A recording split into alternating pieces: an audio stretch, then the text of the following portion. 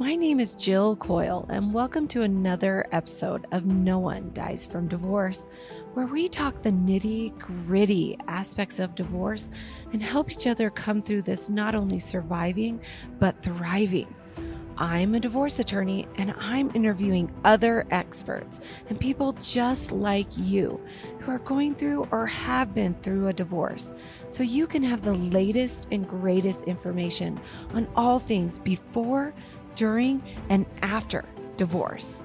Let's dive in. Welcome to another episode of No One Dies.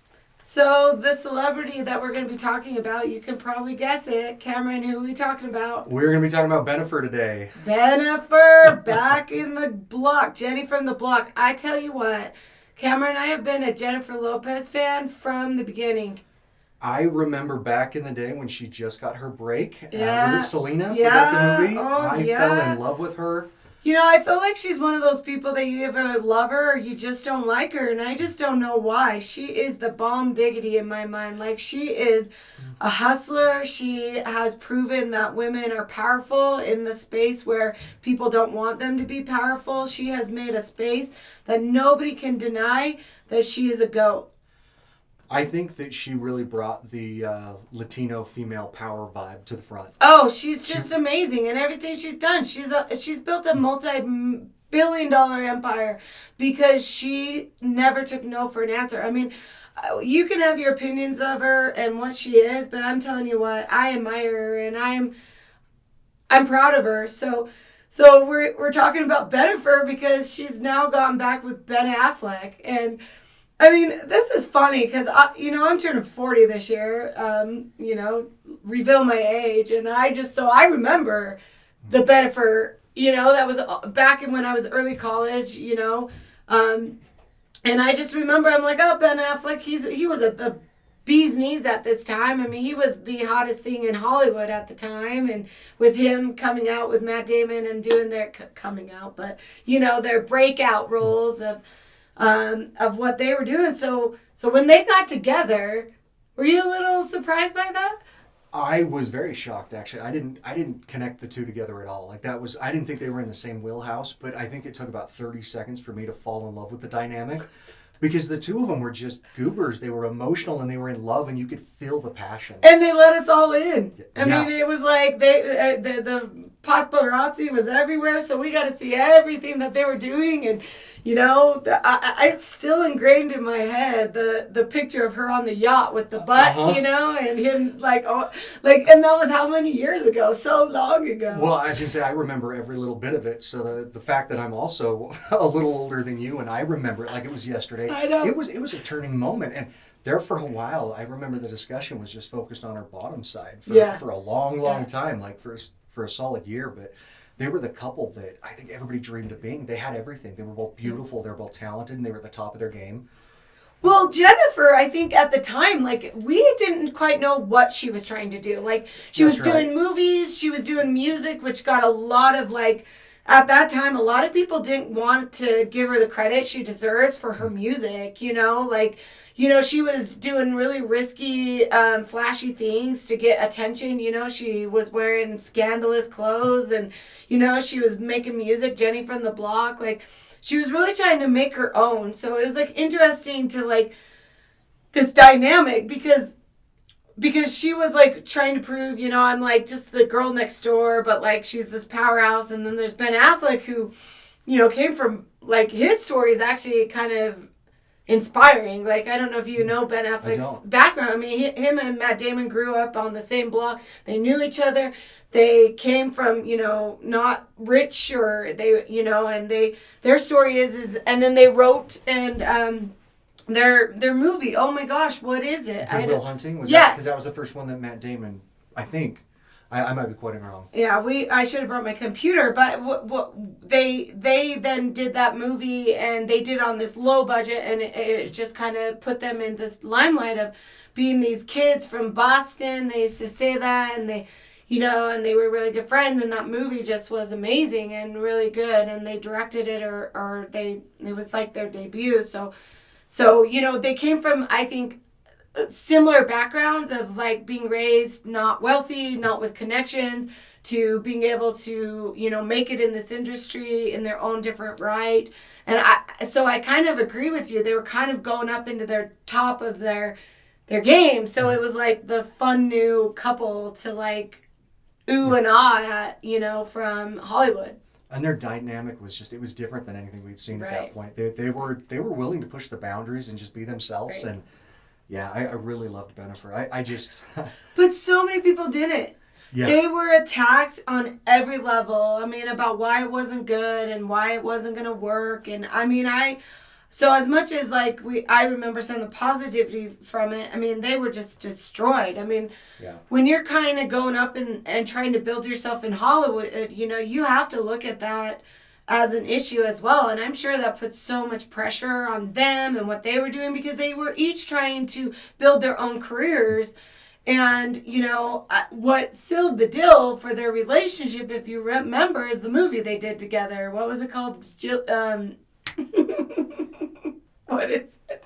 Oh my gosh, I should have done some research on that. It was, but anyways, it was the movie that they did together, and it got the worst reviews in Hollywood. It was horrible, and it just did bad, and it was just like, I think the straw that broke the back. I'm trying to, it's like Gilly, I'll think about it in a second, but that was kind of the breakdown. Like she was sporting her big, huge rock. We all thought they were going to get married, and Giggly, Gigli.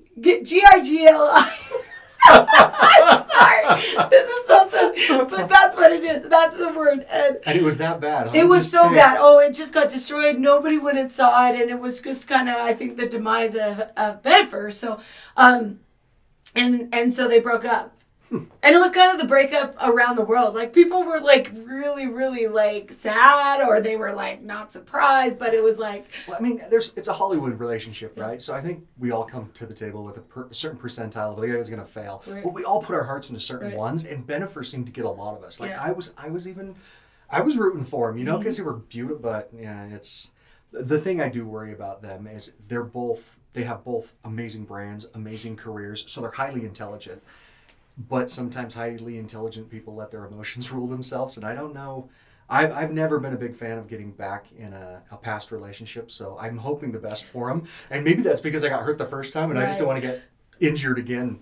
But no. And there's a lot of statistics around it too that I don't know if ever getting back together with your ex is a wise idea. Right. Well, and you kind of look at the way that they came back together, like who they went with. So Ben Affleck, after they broke up, he had some very, very high profile relationships, and then you all know he ended up marrying Jennifer Garner, who was at the top of her game with Alias, and like she was like the hot thing in Hollywood, and they ended up having 3 kids. I mean, so it almost seemed like he was like this bad boy in this relationship, and then he kind of moved to Jennifer Garner, who was considered the good girl of Hollywood. Yeah, I'd agree. Even though she was playing a badass on Alias, but then they, he kind of settled into this family dynamic.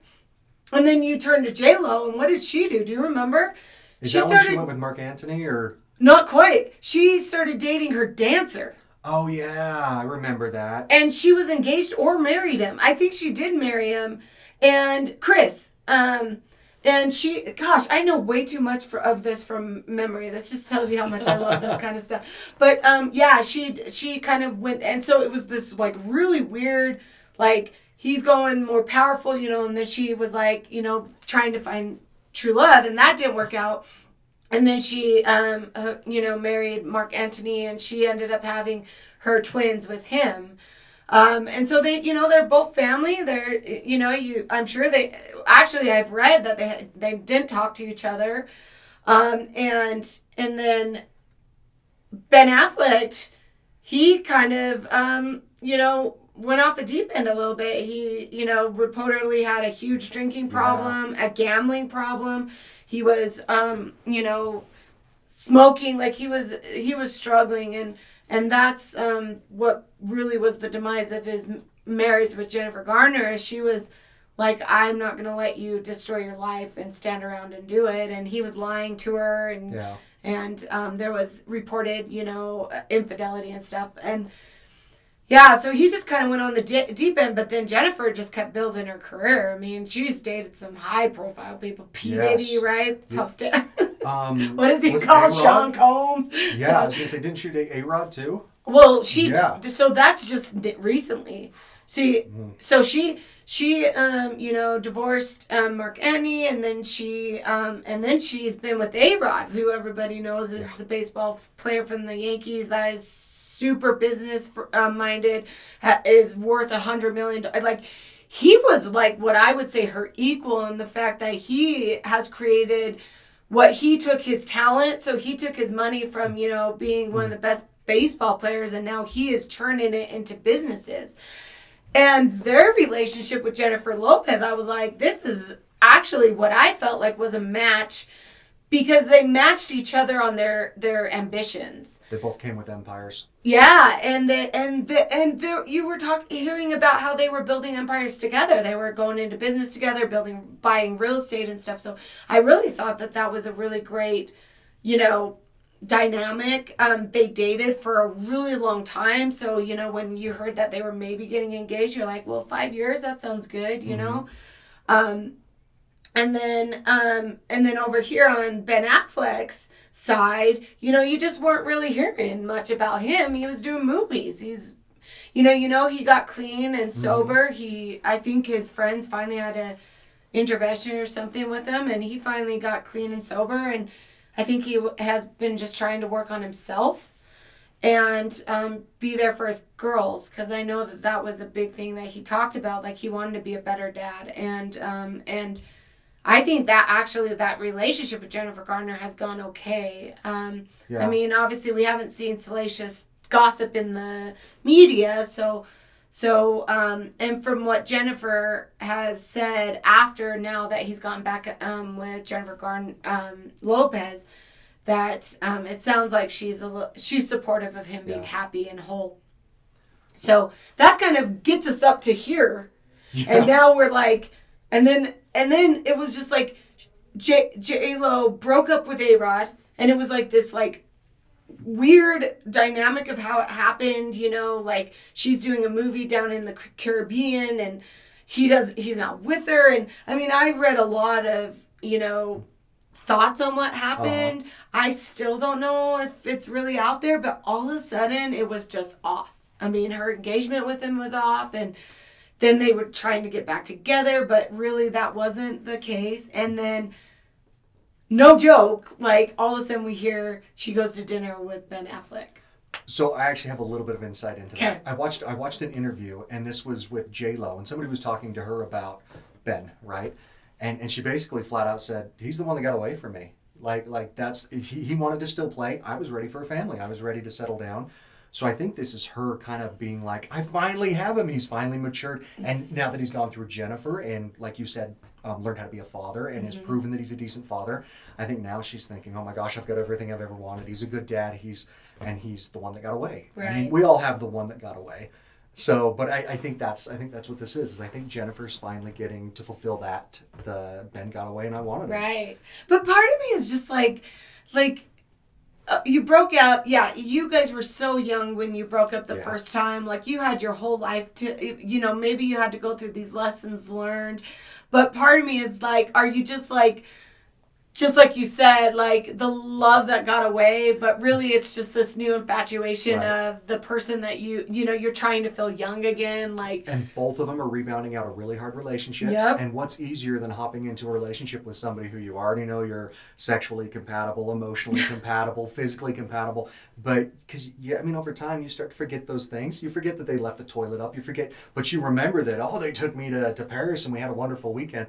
I think we get rosy-colored glasses towards old relationships. Right. Well, and I mean, Ben Affleck's on top of his game on the acting career. I mean, he is just like killing it. She is killing it. They are worth so much money, and collectively, I mean, it's just insane. Like, I read something this weekend that they are shopping. They went and looked at $150 million home in California, which is crazy because she's been living in New York with A-Rod, and then I think she has a house in Miami or something.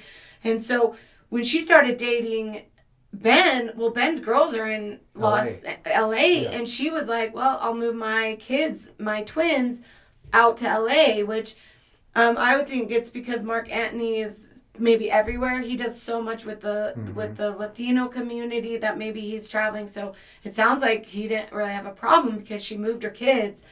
And I thought that was really rushed. And as divorce attorneys, we think about that and the effect on the kids. Like these kids obviously know who Ben Affleck is. Yeah. They know that mom dated her, his daughter's the same way. Like they can read, they know maybe they've tried to be protected, but they know what was said or maybe a little bit about the relationship. So you have to think about a little bit of the trauma that this could be for these kids. I didn't think of that angle. I never thought about the kids. That's a unique perspective. And both parties, I think, do a pretty good job at protecting their kids. So J-Lo, though, her daughter and son sometimes comes on her social media. She did an adorable TikTok video with their daughter the other day. So like they're out there. But I do think that they try to protect them to some extent. But you can't protect him from the internet. You can't protect him from the paparazzi. That's relentless, especially in this case. I mean, I'm sure that they're getting paid big bucks to get pictures of Jennifer and Ben. So I worry about that effect. And as we're talking today, like one of the things that Cameron and I have discussed is it's actually pretty common for us to have clients that have been married to this person, maybe divorced earlier, got married again, and they're coming to us for the second divorce. I mean, I've done, no joke, a third divorce of a couple that got married, divorced, married again.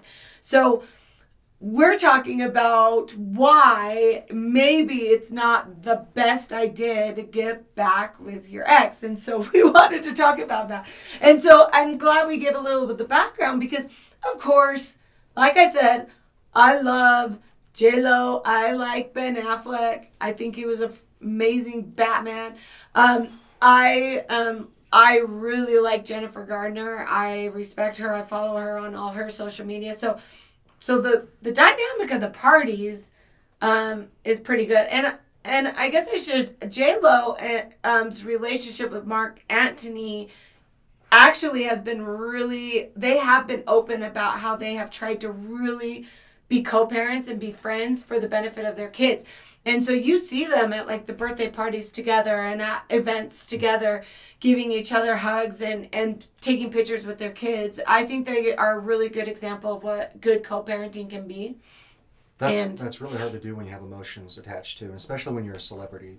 And that's one thing I have noticed about both sides.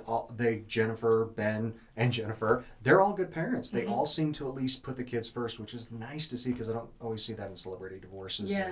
But Jennifer Gardner, if you're listening to this podcast, you deserve the best man out there because I just think she is a good person. And she's not, you don't hear about her personal life, which is awesome because maybe she's just really good at keeping it personal.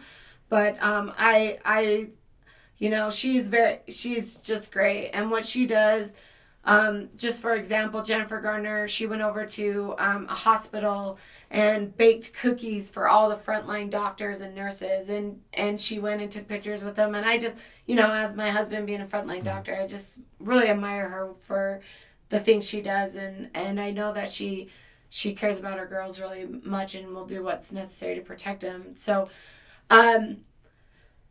with that, let's talk about why you shouldn't get back together with your ex. I mean, don't get me wrong. There's always, in my personal opinion, so don't beat me up, Ben, but my personal opinion is, and statistically speaking, that only like 14% or 15%, according to Insider.com, after 9 months are still together and actually work out. So, I mean, So after they break up initially, so only if they've 15%. been together and you guys get back together, they survey these people after 9 months, and less than 14% were together. Yeah. You've got better odds of just picking somebody randomly than you do. I mean, you really...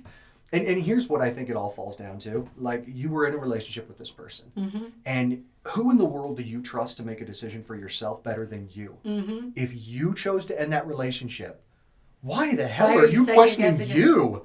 Like, you're the best person to make that. And like I said, I know things over time you start to forget negative things, but I mean, you got to learn to trust yourself and learn to... I'm not saying that their relationship's going to fail. They've got that 14% chance, but myself... But they're in Hollywood, so they have like... Yeah, it's got to compound 1% chance of success after 6 years. And with both of their track record. Yeah. I mean, I honestly, I'm like, there's no longevity for these people. You know, Jennifer Lopez has had how many amazing weddings? Yeah, she's gorgeous. like the Kim Kardashian of weddings, and I love it. I watched the weddings, and here we are. We're gonna get another one with Kim Kardashian and probably Pete Davidson. Boom. I don't know if that's gonna be good or like. Oh, he's gonna wear flip flops. Yeah, I was gonna say I'm not sure what that's gonna look like. Oh my God, he'll wear Yeezys just to tick off yay. Probably. No, but I will admit, Jennifer she's so incredibly beautiful and talented. Like, there's nothing she's produced, worked on, or put out that I don't eat up and want to see more of. Oh, I know. I love her movies. I know a lot of people are like, I don't like them. But I'm just like, because they're always romantic comedies, and I just love them. But I will say that I think part of being an adult, right, is recognizing that you have emotions and you have an intellect. And sometimes they conflict each other. Sometimes your brain is saying, you shouldn't be with this person. This is a red flag. But your heart's saying, no, I love him. Mm-hmm. But I think that once you become an adult, you learn when those two things don't line up that you have to make a different decision. You have to make the educated decision. Yeah. And I worry that maybe Ben and J-Lo are caught up in the infatuation and the emotion and the easiness of hopping out of tough relationships and into something familiar. But I absolutely. I'm like, she ran away from A-Rod and broke up with him right into Ben Affleck's arms. Yeah. There was no time of mourning or being by herself. Like, so I absolutely agree. Part of me wonders, and I think this is more of so it's been studied that Hollywood actors have some form of personality disorder, like some kind of narcissism or histrionic. And sometimes it's not necessarily they're born that way, but a lot of times it's a learned trait, which we've learned these personality disorders. Because when you are in Hollywood and you become the person, everything is given to you. There is a free flow of yeses. You stop hearing no's. Because, you say no to me, I'm going to go to the next person, which is why there is such a high drug rate. There is a high suicide and drug overdose rate in Hollywood. And so you get these people that end up also having dependency issues because they are so used to having somebody there to say yes to them, to do everything that's needed, that they stop believing that they're capable of doing something on their own, which means they're not even capable of sleeping in the same bed. And that's why these major celebrities go from one relationship to another relationship. And I worry that both Ben and J-Lo struggle with this. I think Kim Kardashian is a huge example as well. Like, that girl, they just need to be by themselves for a second and recognize that they're badass women by themselves and don't need a man for any kind of validation. Like, I worry about that. And I do think that is a red flag. I think that what you just said is one of the most brilliant things ever. I wish that anybody that was in a breakup or even before they were in a relationship came to a point where they were okay with themselves. Mm-hmm. Then you can move on. And you've got to heal after a relationship, but I don't think they have. I think they're hopping. The rumor about why marriages fail is a lot of people believe that it's because the other person did not live up to something I needed. But what we don't realize as human beings is that every marriage would succeed if we stopped expecting the other person to be anything other than who they are. And so we set these expectations and we build up to what we need from them, and then they consistently let us down because they either don't know our expectations, which comes into the fact that we suck at communicators as human beings, or we are expecting them to be somebody they're not. And so when you break up with somebody, you have to stop looking at the other person. It's not what did that person not do? It's what can I do for me? What can I do to become this whole person, to recognize that happiness comes within? And that's the work you have to do on yourself when you break up with somebody, when you divorce somebody. Running into the next person's arms is going to give you just a whole set of problems. If you haven't got concluded what makes you happy and that you can be happy on your own 2 feet, promise you the relationship's not going to make you happy. It's just actually going to add a higher level of, stress and the inability to be successful. Yeah. And so something I find interesting too is the two people we're talking about, Ben and Bennifer. Out of anybody on earth, these people have access to anyone on earth. There is literally no limit to their fishbowl or their seed that they get to choose from. I mean, majority of people with an income limitation, they're within a radius. They've got maybe 50 miles from where they live, but even within that, you got to figure everybody dates hundreds of people in their life, and they're within 50 miles of their radius. How many people are really in the sea? Why would you go back to something you know has already failed? Yeah. That to me just seems like it's almost like psychologically you're okay with it failing and you're choosing that because you're going back to it. Right. So I wonder if it is a form of protectionism. But I say this, but then, maybe I'm going to be wrong. Maybe Ben and Bennifer will be the 14 to 15% and they'll have a 30 or 40 year marriage, which I think we all dream of and hope for. But I think repeating, if you don't learn from the mistakes of the past, you're going to continue to repeat them. And I think a lot of celebrities don't take the time to do exactly what you said. Take the time to heal and breathe and find out that you only need you before you start to look for someone else. Well, and as an actor, you're always having to look and hustle for the next best thing. Like, if you stop being great at your craft, you're going to be forgotten. So they're always working toward that. And my problem is, the problem with that in a relationship is they're never satisfied. That's why they cheat on each other. That's why they don't believe in monogamy. They're looking always for that next big thing, because if they don't, they're not relevant anymore. And it causes huge insecurities with these people that you would think would never be insecure. Celebrityism, if that's a term that I can coin, has created a world of people that don't understand reality. Yeah.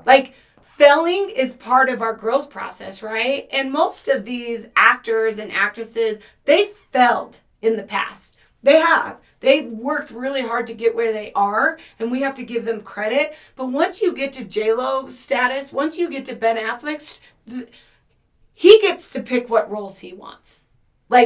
There's no failing. Does that make sense? He probably gets 100 roles, and then he picks 2 of those roles a year. And so because of that, they kind of get a God complex. And when you have 2 God complexes in a relationship, they're looking at $150 million home. Why do you got to get engaged? Yeah. You're both over 50. I don't think they're going to have kids together. They both have these kids that are having to deal with the fact that A-Rod's been their dad for the last 5 years, basically. And he was super involved with their kids, at least through what we can see through the media. And, and Ben has his 3 girls. I just feel like it is, they are putting so much pressure on themselves to make this succeed that I don't believe it's going to. Yeah, statistically it's not, right? It's going to fail, which is horrible, and we don't want that. But I think the emotional damage to the kids is an interesting angle that maybe we should pay more attention to. Yeah. And ultimately, isn't the goal for us to teach our kids how to have a healthy relationship? And if we're teaching them to go back to failed relationships, that's not really going to do them a lot of good either. And what's interesting, their kids are pretty much the same ages. I think that because J-Lo has her twins, and I think they're about 13, 14, and Ben has 3 girls. I think his youngest is 9 or something. So which could be great for their relationship, but I also think that that's a step sibling relationship where they're thrust into that is so hard. And you could read all the statistics about that. So I don't know. Sometimes I'm like, what are they doing? Why do they need to do this so fast? That he bought her that ginormous ring. which I read an article and I thought this was funny. It outlined the rings that she's had every time she's been proposed to. And I think it was 5 different times. And they've always been these. She loves the huge rock. But she has had a different color stone with every single one.